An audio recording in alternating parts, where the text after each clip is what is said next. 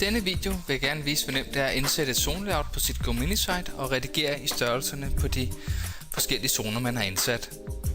Jeg starter ud her med en tom side, hvor jeg har dialogboksen fremme med de forskellige elementer, jeg kan indsætte.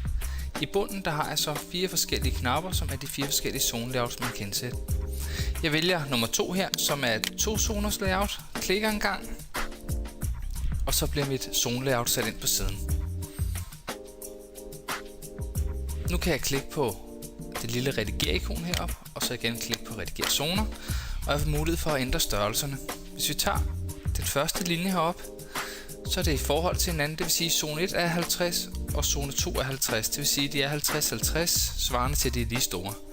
Nu kan jeg vælge at ændre den ene til for eksempel 70, og så sætte den anden til 30, og så ændre størrelserne tilsvarende her. Jeg kunne så prøve at sige, at jeg vil gerne indsætte et billede her.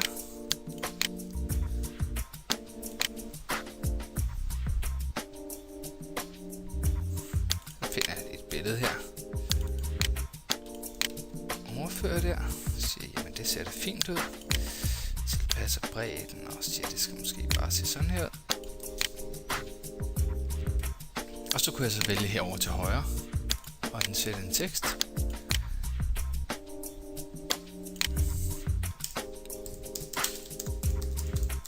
Høje Gladsaxe.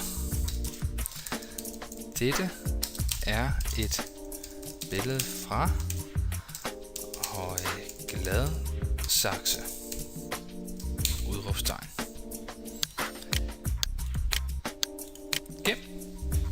Og her der har jeg så nu både et billede til venstre og en tekst til højre. Det jeg så kan prøve nu, det er at jeg kan prøve at sige, at jeg vil egentlig gerne have, at de stadig var lige store. De to. Så jeg kan sige redigere zoner, og så flytte den tilbage til 50-50. Og det smarte er så, at nu skjuler den bare det billede, den ikke kan vise. Det vil sige, at man kan stadig rykke rundt på tingene. Jeg kan også, hvis jeg vil vælge at prøve at have noget mere mellemrum imellem mine 2 zoner. Klikker ind her, redigere zoner. Og så har jeg den linje hernede, der hedder mellemrum.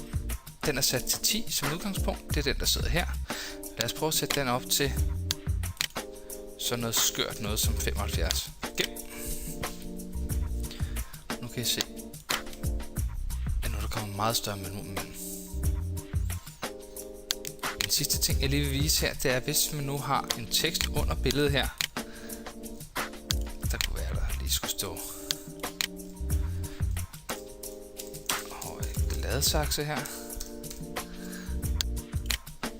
Det står fint her under billedet, men det kunne være, at jeg gerne vil have, at det stod endnu tættere på billedet. Så har jeg faktisk mulighed for, hvis jeg siger redigere zoner, flere indstillinger. Her er der en elementmargen. Den er sat til 10 som udgangspunkt.